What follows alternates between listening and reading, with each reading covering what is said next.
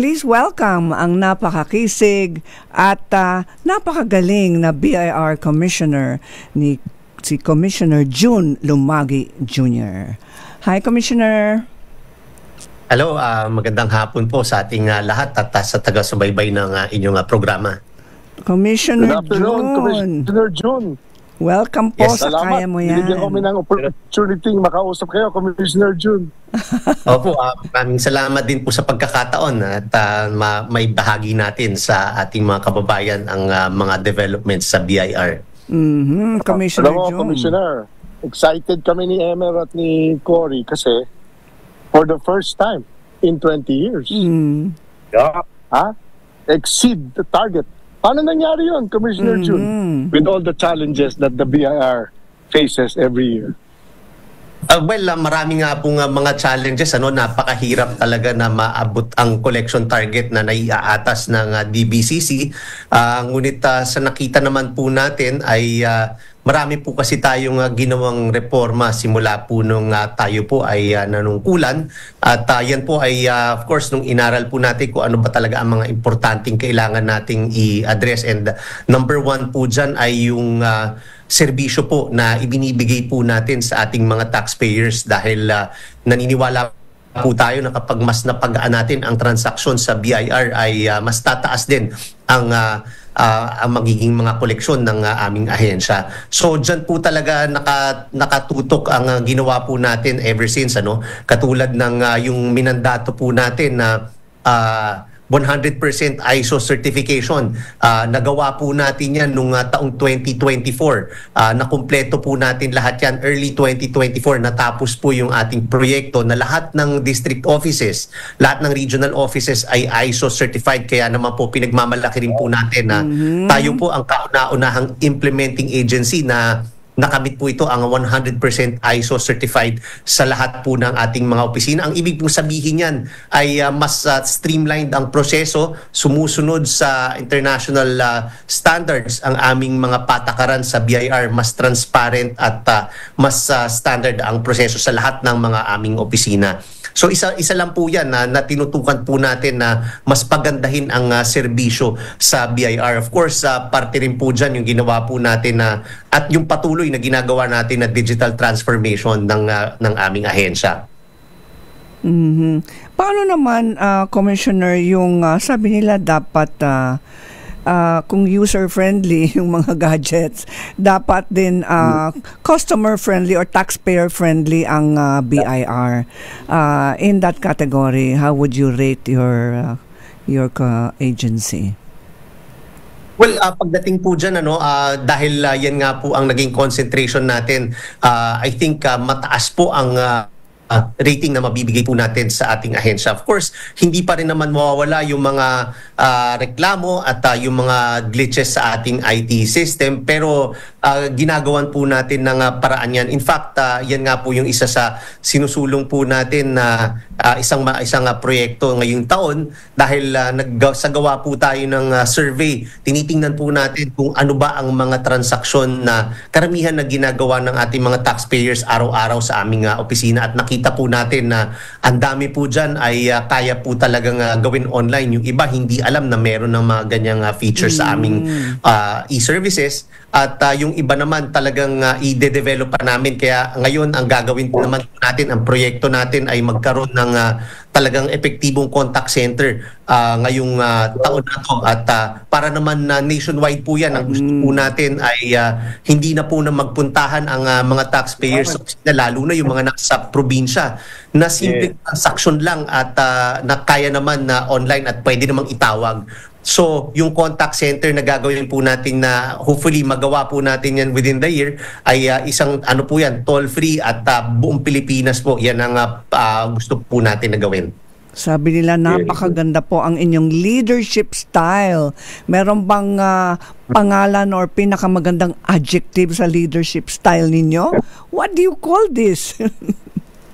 Well, sa amin, ang leadership style at yung na tinututukan po natin, again, it's yung BIR po ay taxpayer centered ang approach po natin. Dahil kaya rin po natin tinayo itong multi-sectoral partnership agreement with different sectors. Ano po, andyan na po, miyembro po ng ginawa po natin na grupo ay yung mga business community. Nandyan po ang PCCI, andyan po yung mga tax practitioners, andyan po ang PICPA, andyan po, marami po talaga, yung Tax Management Association of the Philippines, Management Association of the Philippines, kasama po lahat yan dahil lang ine-explain po natin ay sila po ang pinagsisilbihan po natin at kinakailangan na mapakinggan ang boses nila, hindi lamang yung kami ang naggagawa ng mga rules na kinakailangan nilang sundin. Gusto po natin and genuine and sincere effort na pakinggan ano ba ang mas makakatulong sa kanila para makapag-comply sila dahil ultimately hindi naman kami nandito para mag-impose lang ng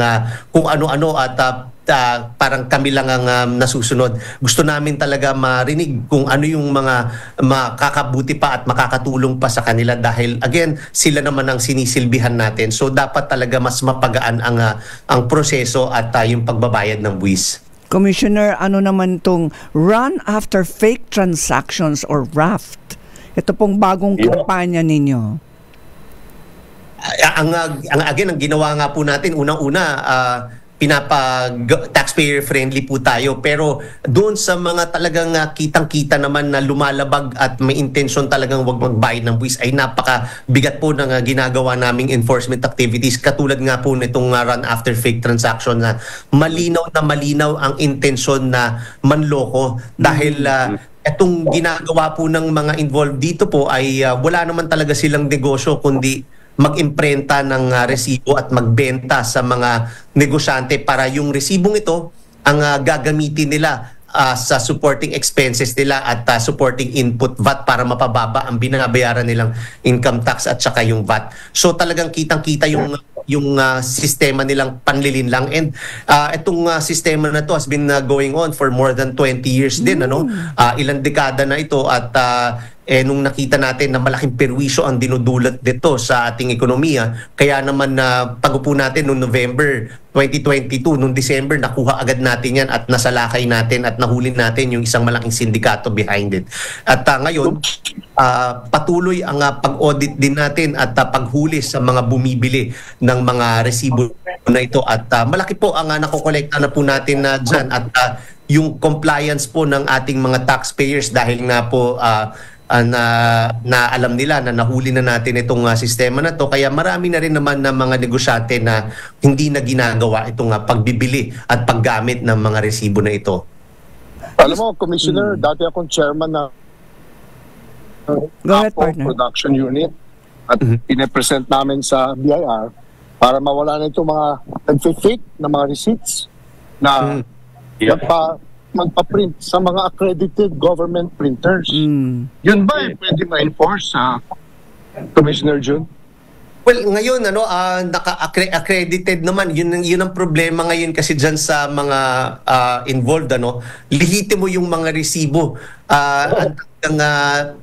So nagre-register sila ng kumpanya at nagre-register din sila ng mga resibo at sa authorized accredited printer. So hindi lang totoo yung mga transaction behind the invoices na ini-issue nila. Ganun pala yun, yung ghost receipts na ito.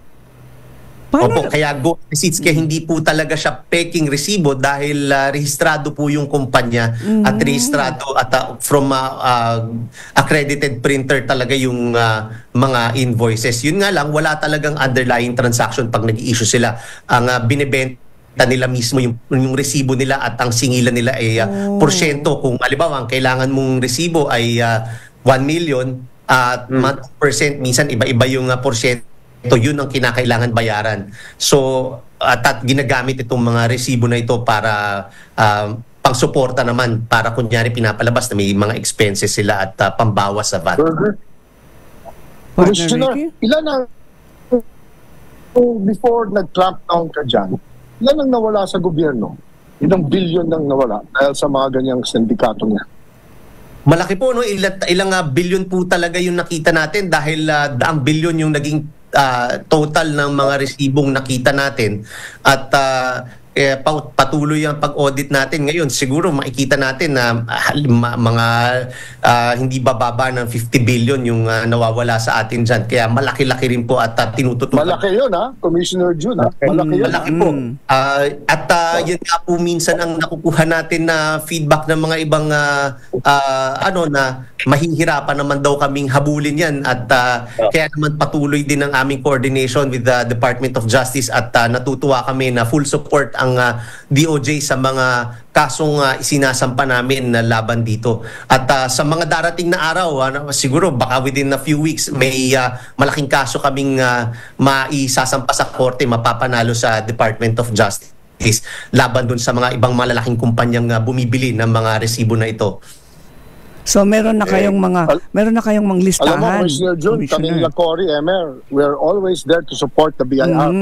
Gusto nyo, i-deputize nyo kami, Commissioner, para mag-warning sa mga tao na wag makipag-deal sa ganyan, Commissioner Jun.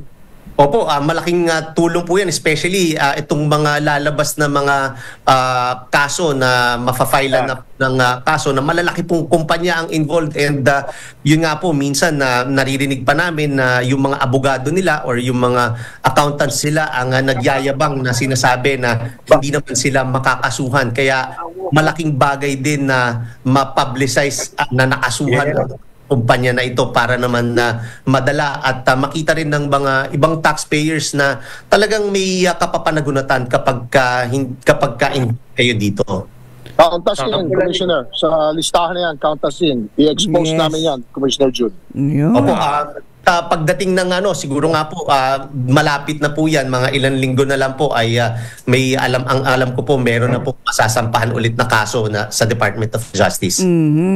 Meron namang plano ang BIR sa inyong digitalization program. Can you enlighten us, Commissioner? Yung yan na po, isa po sa tinututukan natin itong digital transformation ng BIR dahil ang gusto po natin ay yung mga pagbabago na ginagawa natin sa BIR ay hindi mga temporary changes kundi institutional changes na kahit sino ang nakaupo dito ay long-lasting at alam natin na nandyan ang mga pagbabagong na nangyayari. And ito nga po, importante ang digital transformation dahil ang na-address po ng digital transformation ay napakarami, napaka-importante. Katulad ng, again, long-lasting and permanent changes sa taxpayer service. Mas mapapagaan ang serbisyo ng BIR sa mga taxpayers. At pangalawa, of course, yung ma-address din po dyan ang corruption dahil mas maraming na-automate, mas nagiging simple, mas binabawasan natin ang face-to-face transaction with our employees. So, yan po ang tinututukan po natin and in the coming years malaki po ang magiging improvement pa dito dahil nung nagkaroon po kami ng planning, ang ginawa po natin na aspiration is again by 2028 the BIR is highly digital. Yan po yung talagang pangarap po natin. But of course, ni-recalibrate po natin yan dahil gusto po natin na bago matapos yung administrasyon ni Pangulong Bongbong Marcos ay tapos na po ang digital transformation ng BIR dahil mahirap pag nagpalit pa ng administrasyon, nagkakagulo, nag-iiba ng policy, iba ng direksyon.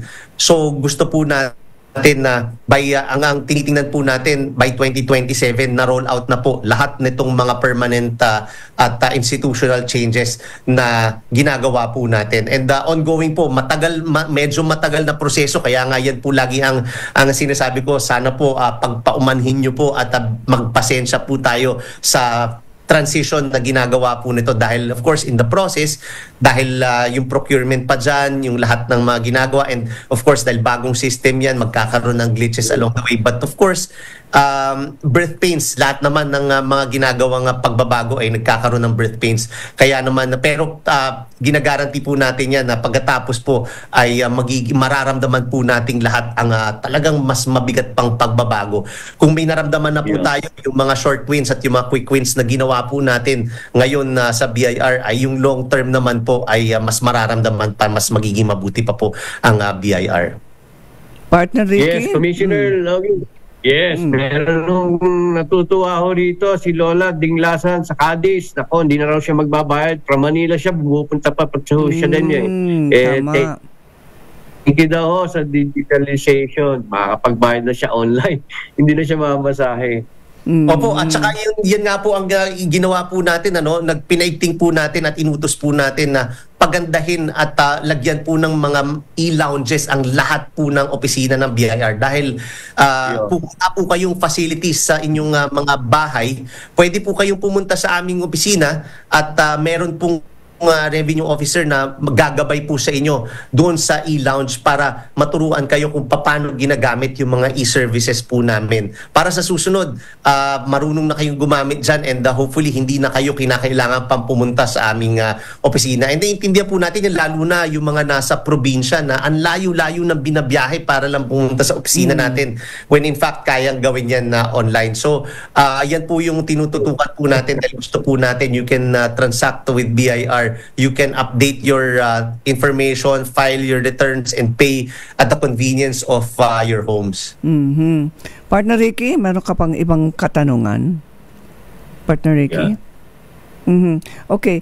Yung target lang, anong target, Commissioner June, for 2025? Anong target mo? Ngayon po nga, Yes, 2025, mas na mataas po, 3.23 trillion na po ang inibinigay sa atin na target ngayong 2025. Wow. Ang laki. Wow. Medyo challenging. Parang kaya mo yan, Commissioner June. Programa namin, kaya mo yan. Commissioner, of course. kakayanin. Commissioner, meron po kayong gustong iparating sa ating mga viewers? Well, sa ating pong mga taxpayers, makakaasa po kayo na patuloy ang pag-i-improve namin dito sa BIR dahil again gusto namin na mapagsilbihan kayo ng tapat at yung maaasahan na serbisyo. Ang hiling po natin. Kaya yan, June. Kaya yan. Opo. Tapos, yun nga po, sana po kung meron kayong alam, especially yung mga tinututukan namin sa aming enforcement, itong illicit trades sa vape, sa sigarilyo, at itong mga peking resibo ay pwede nyo pong isumbong po sa amin yan. Yung email ko po, kahit doon po diretso at ina-actionan po natin yan. Kahit hindi po tayo kadalasang lagi-laging nakakasagot, pero lahat po ng impormasyon na nai-email po sa akin sa commissioner@bir.gov.ph ay talagang iniimbestigahan po namin yan. At gusto po natin na pagtulong-tulungan po natin na makumpleto po at makuha po itong target na naiatas natin sa atin ng DBCC. So again, pagtulong-tulungan po natin itong collection target na to dahil ito naman po ay gagamitin para sa pagpondo ng ating proyekto dito sa ating bansa. Commissioner, para sa kaalaman ng ating mga listeners din, anong masasabi niyo sa mga taong ayaw magbayad ng buwis? Oo nga po. Again, ang pagbabayad po ng buwis ay isa pong obligasyon natin lahat. At para naman kasi kung hindi tayo nagbabayad ng buwis, napupunta lang ang burden sa iilan. At kung tayo po ay lahat po ay ginagawa ang ating obligasyon na magbayad ng tamang buwis, mas nagiging magaan po at mas napagtutulungan natin. Lahat naman po yan bumabalik din po sa atin in terms of yung proyekto na ginagawa ng ating pamahalaan para sa atin pong lahat. So pagtulong-tulungan po natin ang pag-asenso ng ating bayan dahil again, sama-sama po tayo. Ang tax campaign theme po natin for this year ay yung tapat, buwis na tapat ay pag-unlad nating lahat. So, sama-sama po tayo dyan kapag pag-contribute po tayo. At ito po yung pakita po natin yung pagmamahal po natin sa ating bayan. Commissioner, one more partner. Oo. Pag-uunlad natin lahat. Pag-uunlad nating lahat. Commissioner. Sige, ulit-ulitin natin yan, Commissioner June. Ulitin natin. Commissioner June. Maraming pong salamat at yun po, kailangan po talaga natin pagtulong-tulungan po ito at again, sama-sama rin po talaga ang pagtagumpay natin pagka lahat po tayo ay gawin ang tungkulin sa pagbabayad ng tamang buwis. Marami pong salamat sa inyo. Mabuhay po kayo, Commissioner June Lumagi. Marami pong salamat din po sa pagkakataon na maipaliwanag. Mag-second round tayo, Commissioner June. May part 2 tayo. Sige po. Okay. Thank you po, Commissioner June Lumagi ng BIR. mga kababayan. Partner Ricky, wala na tayong oras. Mag-goodbye na po tayo. Saan po kayo, Partner Emer, Partner Ricky? Sorry, Partner Emer. At magkita tayo mamaya dyan sa Lasal Green Hills. Okay. Animo. Ayan mga kababayan, natapos ng ating show na Kaya Mo Yan dito sa DZRH tuwing Sabado. Huwag niyong kalilimutan, magkita-kita po tayo muli next Saturday dito lamang sa Kaya Mo Yan. Partners, one more time, Kaya Mo Yan. Happy weekend po.